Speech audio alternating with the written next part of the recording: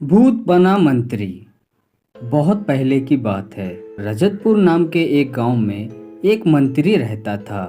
वो मंत्री बहुत ही लालची था। वो अपने फायदे के लिए अक्सर दंगे करवाया करता था, जिसके कारण गांव के सभी लोग उस मंत्री से बहुत डरते थे। गांव में किसी की भी इतनी हिम्मत नहीं होती थी कि उस मंत्री के खिलाफ कोई कुछ करे। उसी गांव में बिरजू नया नया रहने के लिए आता है। कुछ दिन बीत जाता है और कुछ दिन बाद गांव में चुनाव होना था। तभी एक दूसरा मंत्री गांव में आता है और आने वाले चुनाव के लिए इस गांव से किसी को उस मंत्री के खिलाफ खड़ा होने के लिए बोलता है। लेकिन गांव का कोई भी उस मंत्री के डर से उसके खिलाफ खड़ा नहीं होता है। वो दूसरा मंत्री बोलता है, देखिए, अगर आप में से कोई उस बदमाश मंत्री के खिलाफ खड़ा नहीं होगा तो वो मंत्री फिर से जीत जाएगा और अपनी मनमानी करेगा। तभी गांव का एक आदमी बोलता है, आप बिल्कुल सही बोल रहे हैं, लेकिन हम सब बाल बच्चे वाले हैं। अगर हम उस मंत्री के खिलाफ खड़े हो गए तो वो बदमाश मंत्री हमें जीने नहीं देगा और वो हमें इस गांव से भी निकाल देगा। नहीं नहीं, हमें नहीं पड़ना इन झमेलों में। वो मंत्री बोलता है, अगर आप में से कोई हिम्मत नहीं करेगा तो मैं भी कुछ नहीं कर पाऊंगा। बिरजू वहां खड़ा होकर ये सब बातें सुन रहा था।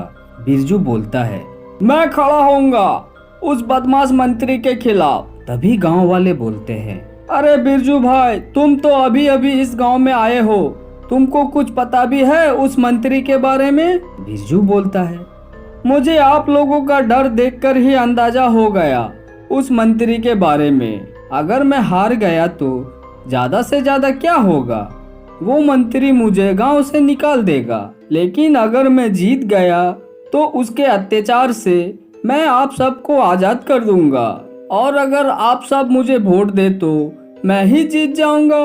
तभी गांव वाले बोलता है, बिरजू भाई, बात तो तुम सही बोल रहे हो, लेकिन फिर भी एक बार सोच लो, पिछले 20 साल से हमारे गांव से किसी की भी हिम्मत नहीं हुई उसके खिलाफ खड़ा होने का।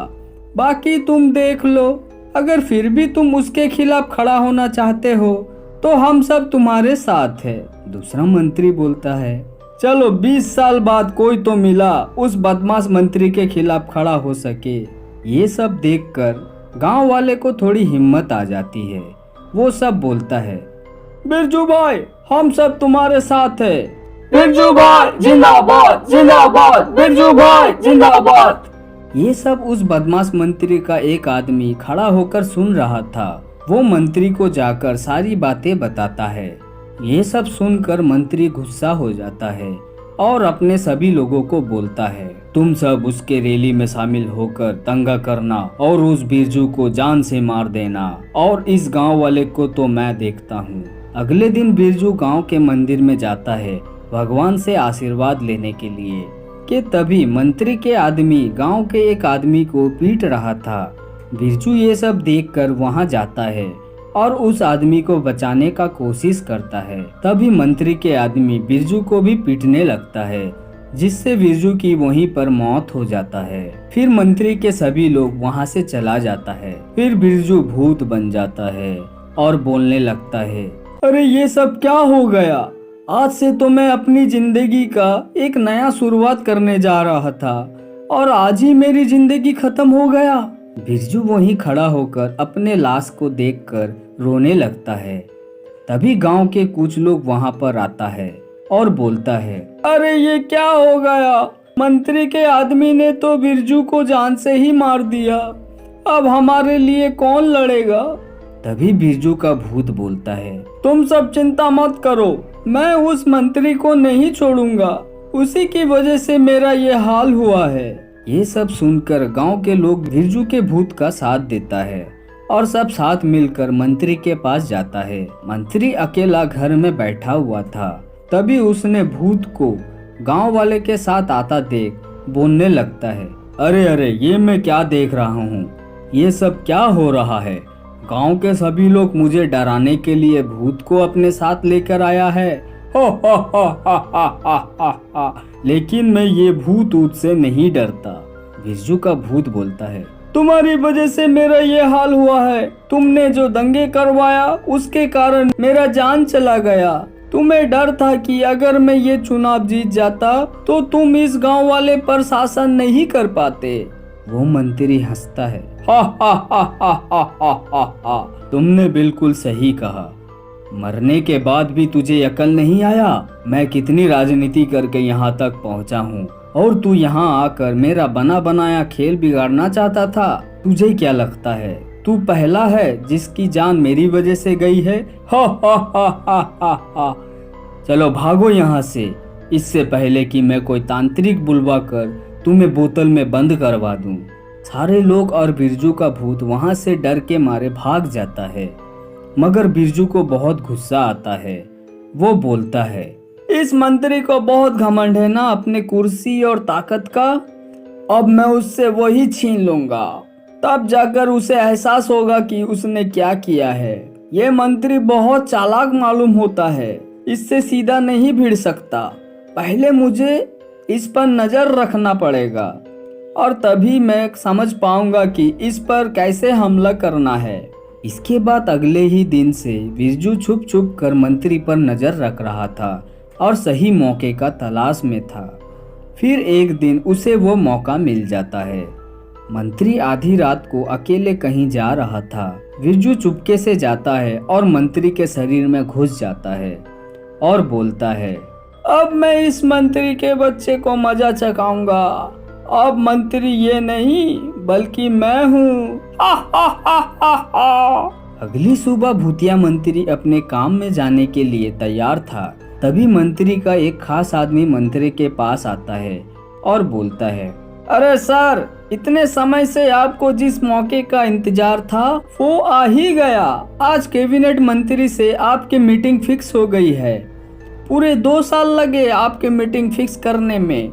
आज आप पार्टी का सबसे बड़ा नेता बनने के बारे में बात कर लीजिएगा। ये सब सुनकर भूतिया मंत्री मन ही मन बोलता है, अच्छा तो ये बात है। बिल्कुल सही टाइम पर आ रहे हैं कैबिनेट मंत्री साहब। इस लालची मंत्री का पोल खोलने का इससे अच्छा मौका नहीं मिलेगा।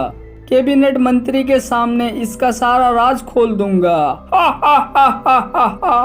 भूतिया मंत्री बोलता है, मुझे सब याद है, चलो जल्दी चलो वरना देर हो जाएगी।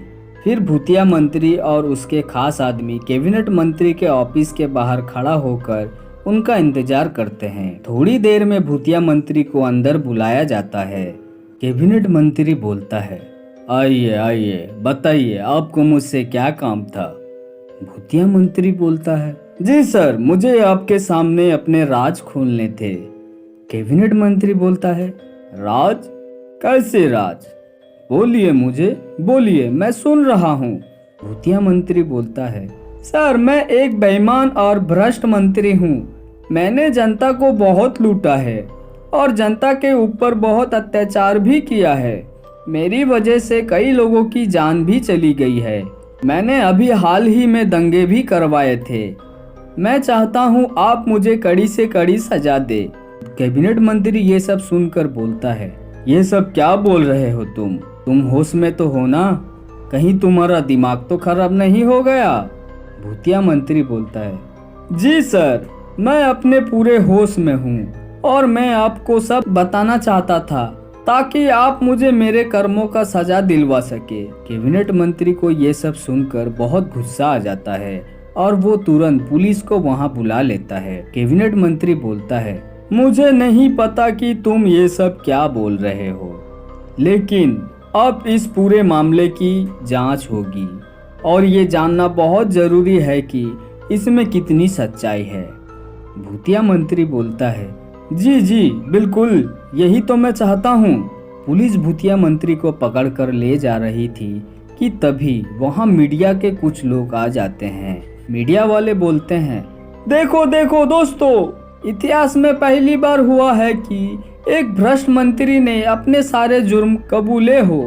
तो बताइए सर, आपको कैसा लग रहा है? अभी आप जेल जाने वाले हैं। भूतिया मंत्री बोलता है, जी जी, मुझे मेरे सारे पापों का सजा मिल रही है। मैंने लोगों को बहुत लूटा है, इसीलिए मैं अपने आप को कानून को सौंप रहा हूँ। शायद ऐसा करने से मेरे कुछ पाप कम हो जाए। तभी वहाँ गांव के कुछ लोग जमा हो जाता है और उन्हें देखकर भूतिया मंत्री को एक आइडिया आता है। वो मन ही मन बोलता है, बहुत घमंड था ना इस मंत्री को अपने कुर्सी और प्रॉपर्टी का, अभी इसे सबक सिखाता हूँ। फिर वो बोलता है, जी दरअसल मैं अपनी मासूम जनता को बहुत लूटा है और इनका बहुत नुकसान भी किया है, लेकिन जेल जाते जाते मैं बस एक भला काम करना चाहता हूँ। मीडिया वाले पूछते हैं, अच्छा लेकिन वो क्या? भूतिया मंत्री बोलता है, मैं अपनी सारी प्रॉपर्टी इन गांव वाले को दान देना चाहता हूँ। इससे मेरे कुछ पाप भी कम हो जाएंगे और मेरे वजह से जो इतने सारे लोगों को नुकसान हुआ है उसकी थोड़ी बहुत भरपाई भी हो जाएगी। फिर पुलिस मंत्री को ले जाकर जेल में डाल देता है। जेल पहुंचते ही बिरजू का भूत मंत्री के शरीर से बाहर निकल जाता है। मंत्री बोलता है, अरे अरे ये क्या हो गया? मैं यहाँ जेल में कैसे पहुँच गया और तू यहाँ क्या कर रहा है? बिरजू का भूत बोलता है, मंत्री जी अब यही आपका नया घर है। आ हा हा हा हा। मंत्री को कुछ भी समझ नहीं आ रहा था, मगर बिरजू उसे सब बताता है कि कैसे उसने उसके शरीर में घुसकर वो अपने मौत का बदला ले लिया। मंत्री बोलता है, ये भगवान, ये भूत ने तो मुझे बर्बाद ही कर दिया। बिरजू बोलता है, अब तेरे पास सारी जिंदगी पड़ी है, यहाँ जेल में बैठकर आराम से गिनना अपनी सारी पाप। हा हा हा हा हा। मंत्री बोलता है, नहीं नहीं ऐसा मत कहो, मुझे यहाँ से बाहर निकालो, मैं तुम सब की नुकसान की भरपाई कर दूंगा, मुझे यहाँ से बाहर निकाल दो। बिरजू बोलता है, अब इन सब के लिए बहुत देर हो गई मंत्री साहब, अब तो यही आपका ठिकाना है। हा हा हा हा हा। बिरजू अपनी मौत का बदला ले लेता है और उसे मुक्ति मिल जाती है।